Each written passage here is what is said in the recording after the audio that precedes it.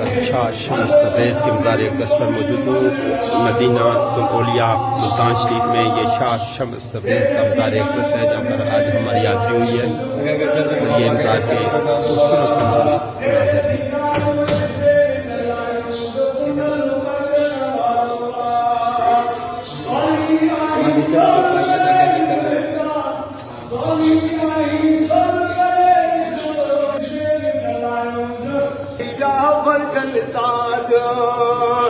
लख मुबारक भाऊ अव्हां खे, लख मुबारक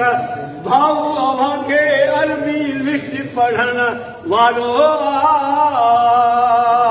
सेज सिंगारियो बस देर न लायो, मुंहिंजो पुनल पचण वारो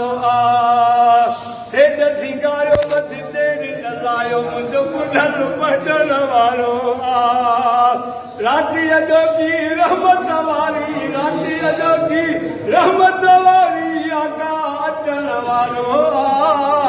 सेज सिंगारियो बस देर न लायो, मुंहिंजो पुनल पचण वारो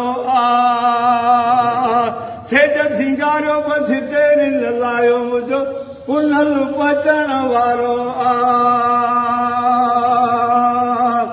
लाहे मदीनो दूर मिठा, लाहे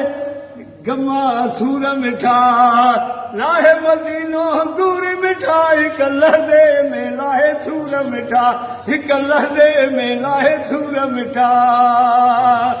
हिक लहदे में लाहे सूर मिठा, हिक ई वक्त में, हिक ई वक्त में हर हिक जाते, हिक ई वक्त में हर हिक जाते बगुण बचण वारो देव